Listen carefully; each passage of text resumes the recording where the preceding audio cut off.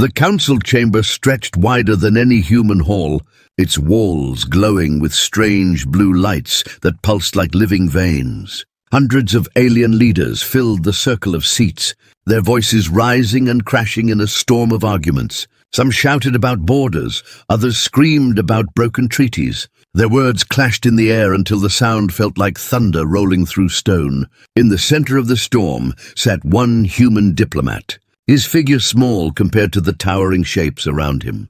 He stayed silent, his hands folded, his eyes calm. The aliens laughed at his silence, thinking him weak. "Why do you sit in silence? Human?" A tall creature with scales of silver hissed. "Do you fear to speak among real rulers? Humans were always fragile," another mocked, her voice sharp like a blade. "You should have stayed on your little planet and begged the stars for mercy." The diplomat did not answer. His stillness unsettled some, but most took it as proof of weakness. They spoke louder, their words cruel, but the humans' eyes did not waver. They carried something that made a few shift in their seats. Though they could not name what it was, the chamber darkened as the High Chancellor, an ancient being with skin like stone, slammed a hand against the platform. "Enough." His voice shook the walls. "The human has come to speak. Let him rise, and let us hear what his people claim." All eyes turned. The human stood slowly. He looked small against the towering figures, but when he spoke, his voice carried across the vast hall. "Clear and steady.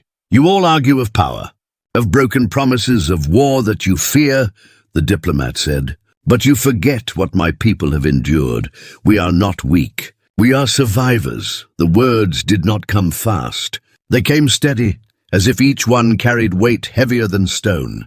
Some aliens leaned forward, drawn by the quiet force. Others smirked, thinking his words meaningless.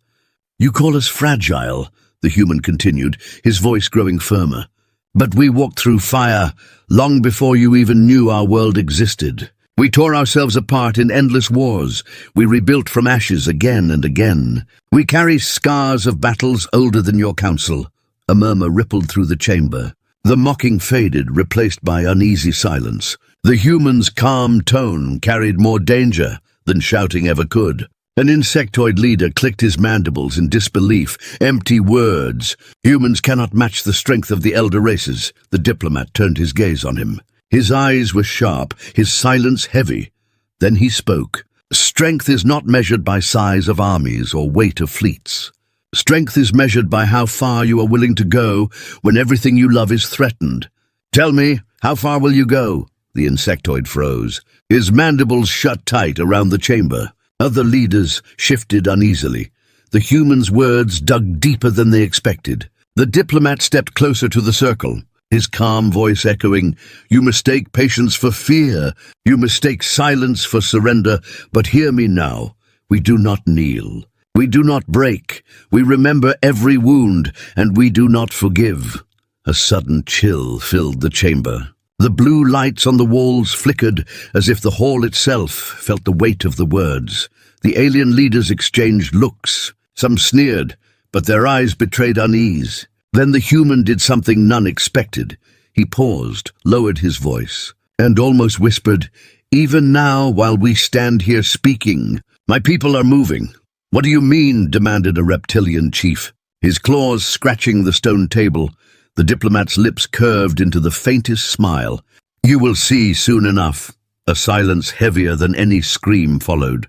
The chamber that once rang with noise was now hushed. The alien leaders shifted nervously, trying to read the human's calm. A sense of dread grew, because they realized something they had never felt before: uncertainty. The tall, silver-scaled creature slammed a fist on the table, trying to break the tension, bluff nothing more. "Humans have no fleets that can touch ours." But his words rang hollow, and everyone knew it. The human did not raise his voice. He simply looked at them all and said, "We never start wars, but we always finish them." The chamber erupted. Some shouted in anger, some in fear. Others tried to call for calm, but the human just stood still, watching them as if he already knew how this would end. Far away, across the stars, a signal spread unseen. Human colonies stirred, fleets awakened. Hidden ships rose from shadow. But in the chamber, none saw it yet. They only felt the weight of something shifting, something they could not stop. One alien leader leaned close to another and whispered, "If he speaks the truth, then the galaxy is about to change." And in that moment, as silence fought to reclaim the chamber, every leader felt the same fear. The human had not raised a weapon, had not shouted, yet he had shaken the council to its core. They no longer saw a weak race of fragile beings. They saw something else entirely, something that waited, something that endured, something that could not be broken. The human diplomat stood tall in the center, calm as ever, his voice steady and sharp. Cut through the air one last time. The call to arms has begun. The chamber froze. The galaxy held its breath for the first time. The stars themselves seemed to tremble, and the silence that followed was heavier than war itself. The chamber still trembled with the echo of the human's last words. Some alien leaders tried to laugh it away, their voices sharp and mocking, but their eyes betrayed something else, fear. The diplomat remained still at the center, calm as if nothing around him mattered. His silence was louder than the chaos. "You speak well." "Human," growled a broad reptilian chief with black horns curling over his skull, "but words are wind. Show us proof that your people are more than empty threats." The human turned his gaze on him. His expression did not change. "Proof comes when you test the fire with your own hand." "Do you dare?" the reptilian hissed, his tail lashing against the stone floor. But he did not answer. Around the chamber, voices rose again, demanding the human to speak more, to explain what his cryptic warning meant. The diplomat did not rush. He let the silence weigh down on them, making every second a thread of tension that pulled tighter. Finally he spoke, his tone steady. "You see us as fragile because you measure strength by size, fleets and firepower, but strength is not always shown by what you see. It is shown by what you do not expect." An insectoid leader clicked her mandibles impatiently. "Riddles, all I hear are riddles. Speak plainly. What do you hide?" The diplomat tilted his head slightly. "You ask what I hide. The truth is simple.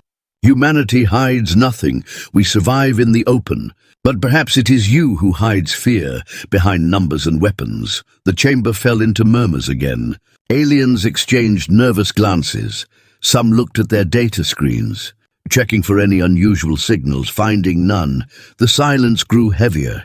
Then one of the elder beings, whose body shimmered like liquid metal, leaned forward and spoke in a calm but dangerous voice. "If your people are as strong as you say, why send you alone to stand before us? Where are your warriors? Where are your ships?" The diplomat's lips curved faintly. "You think I stand here alone? You are wrong. My voice is only one among many, and even as we speak, my people are listening." The words rippled through the hall like a hidden wave. The leaders stiffened. Some turned to the shadows above, others to the guards near the doors. A sense of being watched crept into the chamber, and none could shake it away. A feathered alien slammed his claw against the desk. "Bluff, all bluff! Humans cannot reach this chamber with their weak technology. You are trapped here, diplomat, surrounded by those who hold real power." The human raised his eyes. His tone sharpened. "Do you think walls can hold us? Do you think distance can stop us? You have studied our worlds. You have seen our history. And still you do not understand. When humans are trapped, we do not surrender. We adapt, we change, we endure, and when the time comes, we break the cage." A deep hush swallowed the chamber. The feathered alien shrank back, unwilling to speak again. Others watched the diplomat as if seeing him for the first time. Then, in the midst of silence, a small screen flickered on the council wall. It was not meant to be active. No one had touched it, yet the screen came alive. Across it flashed a symbol, sharp and burning, a mark of humanity's fleets. The alien leaders gasped. Some leapt to their feet. The diplomat did not move. His voice stayed calm. "You wanted proof. There it is." "How is this possible?" cried the insectoid, her mandibles clacking in panic. "This chamber is sealed from all outside contact." The diplomat's eyes narrowed. "Sealed from you, not from us." Panic spread. Aliens whispered among themselves. Some demanded the guards to scan the systems. Others shouted that the humans had breached their codes. The tension rose higher with every heartbeat. The High Chancellor struck the platform with a booming sound. "Silence," his voice roared. "Let the human explain." The diplomat raised his chin. His words were slow, careful, every syllable a blade. "What you just saw is not invasion. It is reminder. My people do not come to conquer. We come to warn. We are not asking for peace anymore. We are demanding respect." The chamber erupted again, but this time it was different. No one laughed, no one mocked. Instead, they shouted in fear, confusion, and anger. The silver-scaled leader slammed his claws down. "If this is true, then humanity has declared war on us all." The human's eyes darkened. His voice dropped to a cold whisper that carried through the room. "Not war, a promise. If you choose war, we will not run. We will stand and we will end it, just as we have ended every war before." The silence that followed was heavier than any weapon. The alien leaders could feel their hearts beating fast. For the first time, they looked at the human not as prey, not as weak, but as something they could not control. The diplomat let his words hang in the air, his expression unreadable. His voice, when it came again, was softer but sharper than any blade. "The choice is not mine, it is yours, but remember this. We do not kneel, we do not beg, and when the call to arms begins, it will not end until the stars themselves burn." The chamber froze. The galaxy, watching through hidden feeds, felt the weight of those words. Somewhere in the dark, human fleets stirred. The Council realized in that moment that the balance of power had shifted, and nothing would ever return to what it was. The human stood silently once more, his figure small, his presence vast. The alien leaders did not laugh now. They whispered to each other, their voices trembling. For the first time, they feared what humanity might do next, and as the chamber held its breath, the human diplomat's eyes swept across them all, his calm unbroken, his silence more powerful than any shout. The message was clear. Humanity had spoken, and the galaxy would never be the same. The chamber did not settle after the human's warning. Instead, unease spread like fire through dry grass. The alien leaders whispered to one another, some in fear, others in anger.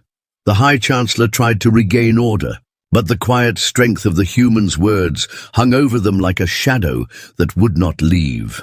The diplomat stood silently in the center, his eyes steady, as if waiting for something unseen. Suddenly, a faint hum filled the chamber. Low at first, then sharper. Screens embedded in the walls flickered again.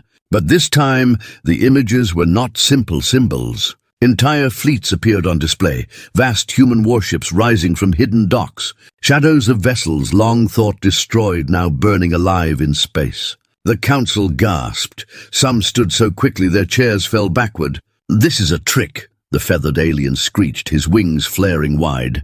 "No human ship can bypass our systems. Shut it down." Now technicians rushed to their consoles, claws and tendrils flying across glowing keys. But their faces turned pale, their voices cracked as they cried out. "The system is not responding. The feed is coming from outside." "It is real," the diplomat finally spoke, his tone calm but cold. "You demanded proof. You now see the storm you mocked. It is no trick. It is truth." An insectoid leader slammed her claws together in rage. "If this is true, then you have declared war on the Council. Do you understand what that means?" "Human," the diplomat's gaze was steady. "I understand more than you do. For you, war is a tool. For us, war is survival. There is no race in this chamber that knows survival as deeply as humanity." The words cut deeper than blades, and the silence that followed was broken only by the pounding hearts of those who feared what they had just seen. The silver-scaled leader leaned forward, his sharp teeth gleaming. "You expect us to believe that your fleets rose in secret, hidden from the eyes of the galaxy? Impossible." The human's lips curved into a faint, dangerous smile. "Impossible. You forget who we are. We build in shadows, we move in silence. While you looked at your own empires, we prepared. And now you tremble because you realize you never understood us." A murmur spread. Some leaders began to fear they had underestimated the humans. Others refused to believe, yet the images remained, showing human ships gathering at key star points, silent and waiting. The High Chancellor's voice boomed across the chamber, his tone harder than stone. "Human, if you came to threaten, you have succeeded, but if you came for peace, speak it now before we decide your fate." The diplomat did not flinch. His voice lowered, but it carried with sharp clarity. "Peace was always our choice, it still is. But you mistake our silence for weakness. You mistake our patience for fear. That mistake ends today if you strike. You will find not prey but predators, and if you push, we will push back until the stars themselves break." Gasps echoed. Some aliens stared at him as though seeing not a man, but a weapon dressed in flesh. The feathered alien tried to shout over him, but his voice cracked under the weight of dread. "Lies, all lies. You cannot frighten us with shadows." But his own eyes betrayed fear. At that moment, another unexpected twist struck. A smaller screen lit up in the corner of the chamber, carrying a voice that was not human, an alien voice, trembling but defiant. It belonged to a minor species long ignored by the Council. Their leader appeared, speaking to the entire chamber. "We have seen the humans' fleets with our own eyes. They came not as conquerors, but as guardians. They warned us and we listened. Now we stand with them," shock thundered through the Council. For centuries, the smaller races had remained silent, trapped under the weight of stronger empires. But now one dared to side with humanity openly. The diplomat stayed silent, letting the words hang, letting the weight of betrayal sink into the chamber. He did not need to speak. The galaxy itself was beginning to shift. The reptilian chief slammed his claws, his voice a roar. "You dare to bring allies into this chamber without permission. You spit on the honor of the Council." The diplomat's eyes flashed. His reply came soft, controlled. "Honor? You speak of honor while you crush weaker races under your boots. Perhaps they no longer believe in your honor. Perhaps they believe in ours." The tension broke into chaos. Leaders screamed, some calling for war, others demanding calm. The High Chancellor's voice thundered again, but the chamber was no longer his. The balance had shifted through it all. The human stood unmoved, his voice cutting once more through the storm. "This is not my threat, it is your warning. You still have a choice. Choose wisely, for the call to arms has already begun." The chamber froze, all eyes on him, all hearts pounding in that silence. The truth became clear. The galaxy would never be the same again. The chamber felt tighter than air itself as the echoes of support from the minor species faded. Guards along the wall shifted, their armor humming like angry bees. And the High Chancellor's voice tried to push calm back into a room that had forgotten the meaning of calm. The human diplomat stood still, his hands relaxed, his eyes deep and steady, as if he was watching the future arrive one slow heartbeat at a time. "We do not want your collapse," he said softly. "We want your honesty," a silver-scaled lord hissed. "Honesty is weakness when enemies are near," and the diplomat answered, "Honesty is the only shield that does not break." A low alarm pulsed under the floor. A sound like a metal heartbeat. Technicians looked at each other with sudden fear. "Unknown signal on the outer ring," one cried. "Not ours, not Council." Another screen opened like a wound in the air, and there it was. A human formation, rising in silent lines beyond the Council world, not attacking, not signaling, only hovering at the edge of lawful space like a dark horizon that would not move away. The chamber drew a sharp breath. The feathered alien shrieked. "They have come to crush us." The diplomat shook his head. "If they came to crush you, you would not see them." The words cut through panic like a clean blade, but panic grew anyway. Across the chamber, a young commander from a warlike empire snapped to his feet. "Fire first, and end this." The High Chancellor raised a stone hand. "Stand down, we do not fire in this hall." The diplomat watched the screens, his voice calm. "Transmit my code now." Technicians hesitated until the Chancellor nodded. A thin beam of light flickered through air and vanished into the stars. On the screens, the human formation shifted 1 degree, then stopped. a tiny bow in space, and gasps rolled through the seats like a wave. They listened, whispered an old scholar with eyes of glass. They always listen, the diplomat said. We are not your shadow. We are your mirror. A heavy door hissed open at the rear. 3 robed envoys from the minor species who had spoken before entered. Their faces pale but resolved. If this council chooses war, the first said, we refuse to join. The room shook with outrage. Old alliances cracked like old ice. The reptilian chief spat sparks. Traitors, the envoy answered. No, survivors, and turned to the human. We saw your ships over our moons. You left medicine, you left food, you left warnings. You did not take one stone. The diplomat bowed once. One day kindness will be heavier than guns. The silver-scaled lord slammed his fist. Enough poetry, human. You play a long game of fear. Admit it, the human's reply was steady. Fear is a tool for rulers who cannot lead. I prefer memory, the kind that teaches. The floor light dimmed, then pulsed red twice. A security captain shouted, internal breach in the lower relay tunnels. All eyes swung to the diplomat. The feathered alien screamed, your operatives. The human's gaze did not move. Check your own warhawks first. The chancellor turned to his guards.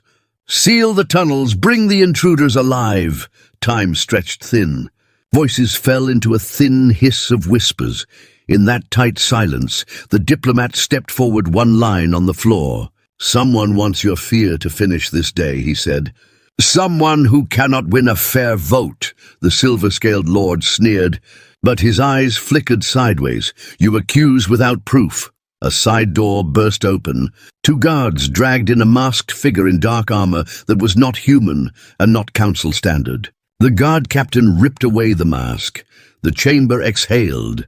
It was the young commander who had called to fire first. His eyes burned with shame and rage.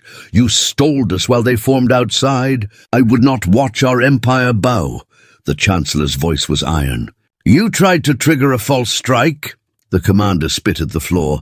Strike first or die. The diplomat spoke before anyone else, his tone as gentle as a warning bell. This is the voice that ends nations. A dozen leaders began to argue again. But the chancellor lifted both hands. We will have order, and the room obeyed. A narrow vote flashed across the rim of the chamber, glyphs rising like stars, and died before completion as more alarms rang. Weapons powering on the southern platform, a technician cried. Not ours, remote access? The diplomat's voice cut clean. Watch! He lifted his wrist. A tiny device no larger than a coin glowed once. Far away on the screen, a human frigate leaned closer to the council's orbit, and a beam of pure white brushed the southern platform, not destroying, only peeling open a shield-like paper to reveal illegal cannons hidden beneath. The chamber froze. The silver-scaled lord's jaw tightened. The diplomat said, You fear us for what we might do, but your own leaders fear you for what you might learn. The chancellor's stone face showed its first crack of true anger. Seize the southern platform. Arrest the private gunners. Guards ran. The room trembled with boots and thudding doors. The diplomat turned to the galaxy screens once more. Hold position, he whispered into the device. On the edge of space, the human formation did not advance, a patient wall of light and shadow. They do not move because I asked them not to, he said, but also because they do not want to believe that. An old ocean world matriarch spoke for the first time, her voice slow and deep. What do you ask in return for this holding? Human, the diplomat's answer was simple. A thing you promised centuries ago. A thing you forgot, equal roads for small worlds. Fair hearings, end of tribute quotas, end of forced garrisons. Let every world keep its grain and water first. A storm of arguments rose. Impossible, cried one. Too costly, cried another. Our borders will bleed, said a third. The diplomat listened, and then said quietly, If your borders bleed only when you stop taking food from the hungry, then your borders are built of hunger. The lower doors opened again. This time the guard captain spoke with triumph. The southern guns are secure, 2 private contractors arrested, both tied to the young commander's faction. The Chancellor's voice rolled like thunder. "Then we will try him here." The young commander stared at the human with pure hate. "You have no right to speak in this hall," the diplomat replied. "Then stop listening." And the chamber's ring let out a thin ripple of laughter that scared the commander more than anger. Outside, the human formation shifted one more degree, releasing tiny rescue craft that fanned out toward refugee stations on the dark side of the council moon. The screens showed medpods docking with old platforms. Children lifted into soft light, elders carried with care. A gasp rose again, different now. The matriarch whispered, "They bring aid." "Not blades," the diplomat nodded. "Both are easy. Only one is useful." The silver-scaled lord narrowed his eyes. "A charm trick. Buy love with gifts." The diplomat shook his head. "A memory trick. Teach the body to stop shaking." The Chancellor stood, taller than ever. "We will vote on an emergency pact," he said. "A ceasefire, an investigation into hidden weapons, and a road charter for minor worlds." He turned to the human. "And you will order your formation to remain outside our law line until this vote is done." The diplomat inclined his head. "They already obey." A live counter appeared over the stars. 3 minutes to vote. Every second felt like walking a wire overnight. Voices whispered prayers in a dozen languages. One by one, glyphs lit around the chamber. Blue for yes, red for no. The red lights were many, but the blue lights were more. The final mark flared bright. The pact passed by a narrow breath. A sound like wind went through the hall. Some wept, some cursed, and some sat like empty chairs. The young commander sagged between guards, as if the floor had vanished. The diplomat breathed once, slow and quiet. "Transmit," he said. The little device pulsed. Outside, the human wall leaned back from the line and settled like mountains after an earthquake. The screens dimmed. The alarms fell silent. The Chancellor lowered his head a fraction. A nod that held the weight of a world. "We are not friends," he said. "But we are not yet enemies," the diplomat answered. "That is enough for today." And for the first time since the day began, the chamber discovered it could breathe again. In the shadows above, the robed envoys of the small worlds shared a look that held gratitude and steel. Far below, the commander's broken plan turned to dust. And far above, the patient fleet watched the stars and did nothing at all. Because nothing at all was the most powerful thing they could do. The council chamber was quieter than it had been all day. Yet the silence carried no peace. It was the silence of watchers. The silence of hunters who did not trust what they saw. The emergency pact had passed, but no one truly believed the storm was over. The human diplomat stood at the center, as if carved from stone. Calm and unreadable, his eyes swept across the alien leaders, reading their fear, their pride, and their secrets. The High Chancellor sat stiff on his throne of stone, his deep voice echoing, "The pact is law for now, but its strength depends on what comes after this night." He turned to the human. "What does humanity intend next?" The diplomat's tone was steady. "We intend to wait. We intend to watch. We intend to see if your words live longer than your fear." A silver-scaled lord sneered, his claws scraping the desk. "And if we fail, you will move your fleets again." The human's reply was simple. "If you fail, we will not need to move. Your own people will rise before us." The words struck deeper than any blade, and the chamber rippled with unease. The reptilian chief growled, "You think the smaller races are enough to shake us?" The human's voice sharpened. "I think memory is enough. A starving child remembers who fed her. A dying world remembers who saved it.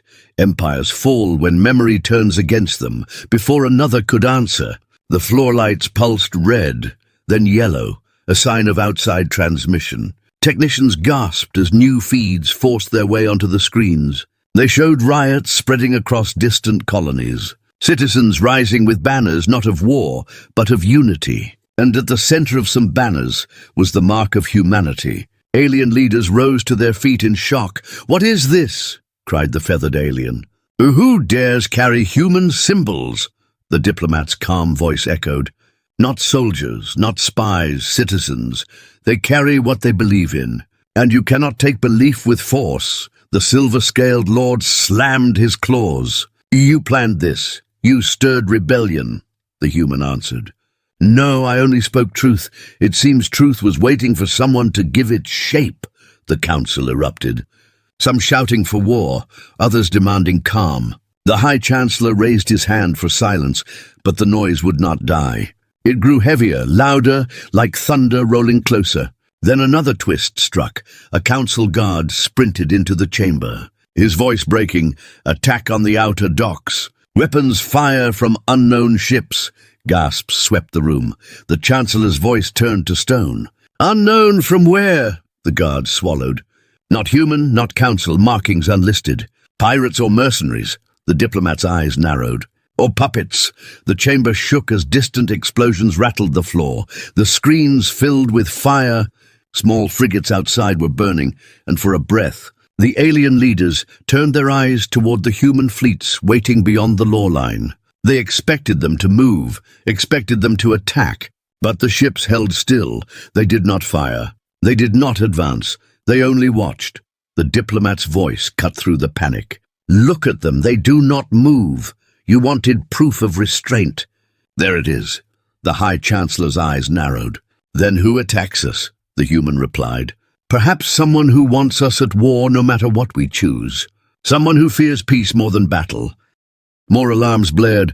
"Unidentified boarding parties breaching outer bays," a technician cried. Guards raced from the chamber. The reptilian chief hissed, "If humans are not the attackers, then prove it. Send your fleets to stop them."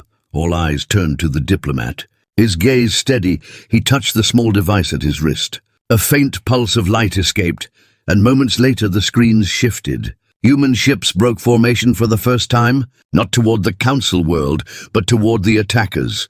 They moved with terrifying precision, cutting through the chaos, disabling pirate ships in minutes, not destroying them, but leaving them powerless. The chamber fell into stunned silence. The insectoid leader whispered, "They fight for us." The diplomat nodded. "We fight for peace. We do not need this war. But we will not allow chaos to use our name." Explosions faded. Fire dimmed. The attackers were trapped in silence. Their fleets crippled. Their leaders taken by human boarding squads. Technicians confirmed the truth. Not human, not council, paid mercenaries. Contracts traced to private factions. The chamber froze.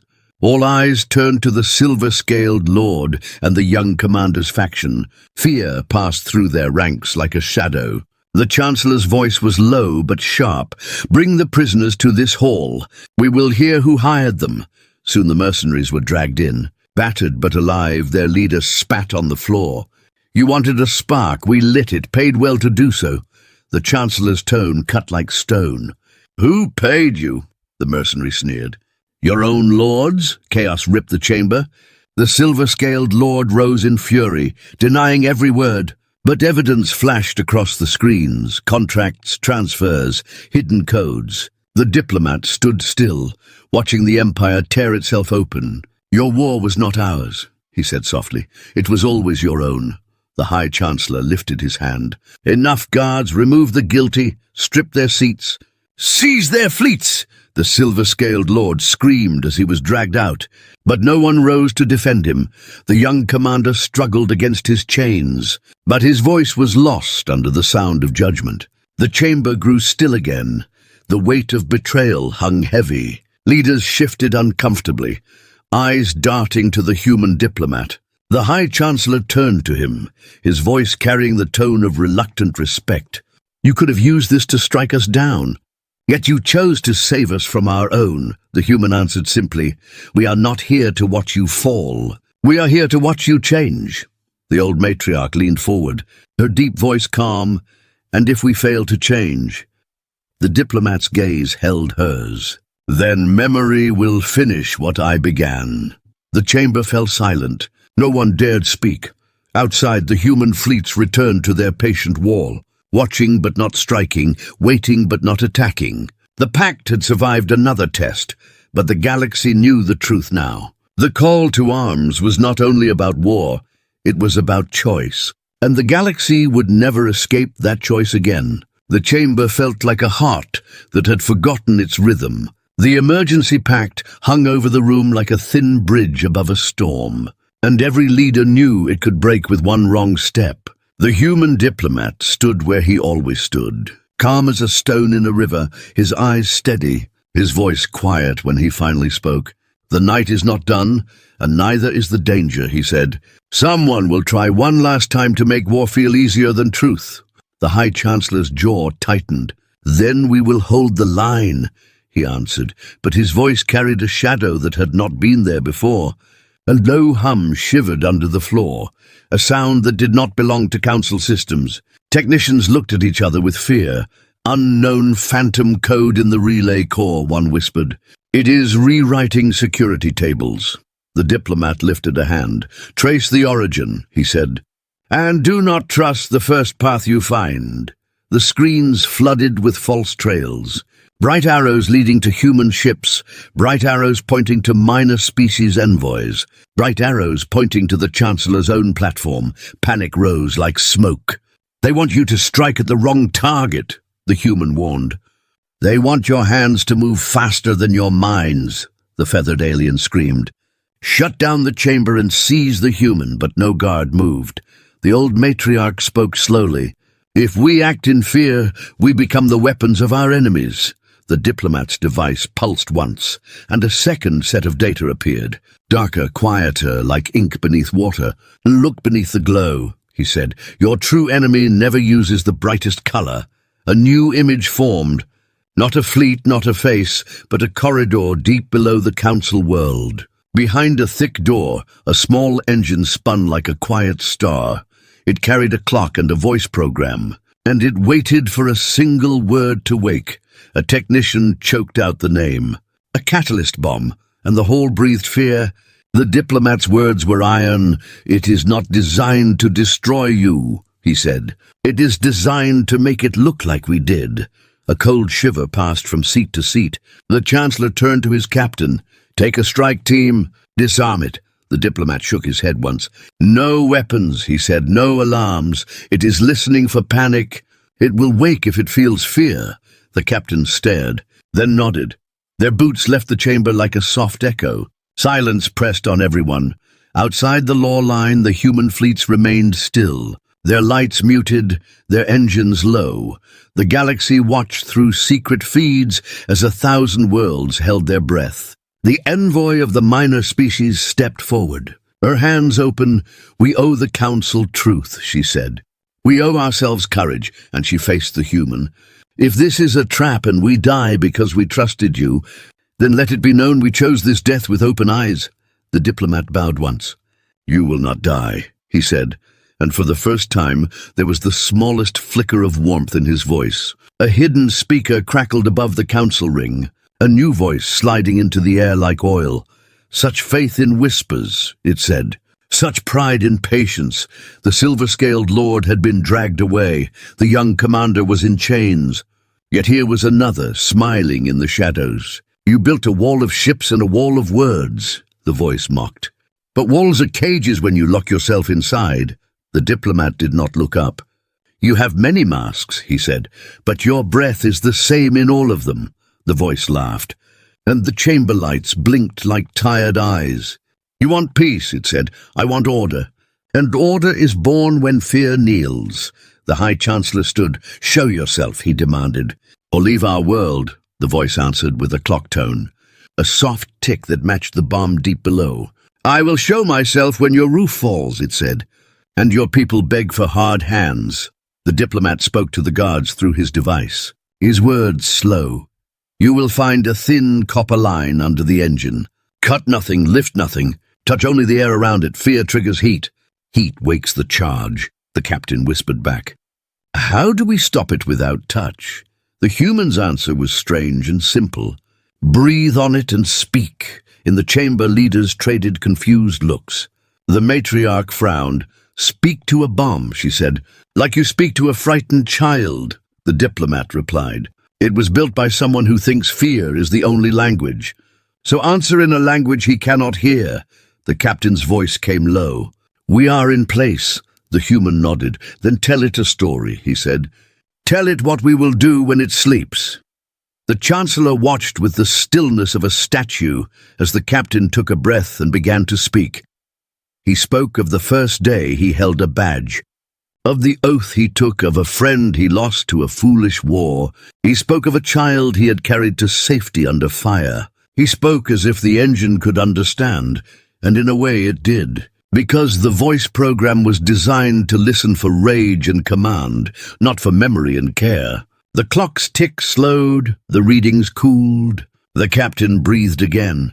"It is listening," he whispered. "It is listening, and it is not angry." The human closed his eyes for a heartbeat. "Now tell it what we will build when we are not afraid." Above, the hidden voice hissed with frustration. "This is nonsense," it said. "Machines do not feel." The diplomat looked up at last, his gaze like a blade. "Then you do not know machines, and you do not know hearts." He lifted his hand. And outside the law line, one human ship broke rank and drifted sideways. Its hull opened to the dark. Hundreds of medpods floated out like pale lanterns. Each pod carried a life they had rescued from the attack on the docks: children, elders, wounded workers. The screens showed gentle hands, food placed without demand, water given without price. The chamber softened. The voice in the ceiling shook. "Charity is a mask for power," it spat. The diplomat answered, "Sometimes a mask is just a blanket, and a cold world needs it." The guard captain spoke again. "The engine is calm," he said. "We can remove the core." The human said, "No, let it sleep where it lies. Bind it with a circle of quiet and leave a watch." The Chancellor nodded. "We will turn this room into the loudest trial in history," he declared. "And our first witness is the man behind that voice." At that moment, a side panel slid open. A slight figure stepped out with a calm smile. Not a warrior, not a lord. A clerk from the records hall with ink stains on his fingers. He bowed. "I kept your secrets, and I chose your fights," he said. "I am the hand that moves when the masters look away." His eyes shone with cold delight. "Fear is the only rope strong enough to pull a planet." The diplomat studied him as if he were a page. "Did a child ever thank you?" he asked. The clerk blinked. "Children do not thank order," he said. "They obey it," the hall murmured with disgust. The matriarch's voice rolled like a tide. "You are a small storm pretending to be a season," she said. Evidence poured across the screens. Silent and brutal, contracts, messages, routes. A long thread of hired chaos across many worlds. The clerk's smile finally failed. He looked at the human fleet on the screen, then at the leaders he had tried to frighten, and he understood that his rope had snapped. "You cannot stop what comes next," he whispered. The diplomat answered with a gentleness that felt heavier than anger. "What comes next is a vote, and then work." The vote rose like dawn around the ring. Blue light spreading, a supermajority for the road charter, for protection of small worlds, for trials of those who bought fear by the crate. The clerk sagged. The Chancellor spoke. "You tried to make us strike first. You tried to make us bleed for your order, but your plan has given us a door." Guards led the clerk away, not to death, but to a cell with a window, so he could watch the work he failed to break. The diplomat turned toward the galaxy screens one last time. His device pulsed twice, and the human fleets eased away from the law line. Not in retreat, but in release. The envoy of the minor species raised her head. "What will you do now?" she asked. The human smiled, tired and bright at once. "We will go home and repair roofs. We will send teachers. We will write down what happened today, so we do not forget." The feathered alien, quieter now, asked a final question. "And if we fail this promise?" The human did not hesitate. "Then memory will return with sharper teeth, and we will not hide from it." The Chancellor stepped down from his throne and offered the smallest bow a proud ruler can give. "We are not friends," he said, "but we are not enemies." The human returned the bow. "Not today," he answered. A wind seemed to move through the chamber, though no door had opened. It smelled like cold stone after rain, and it felt like a world choosing a harder road. Outside, the patient fleet scattered into the dark, leaving only rescue lights behind. Inside, the pact became more than ink. It became work, And work became memory, and memory at last became the quiet shield that does not break.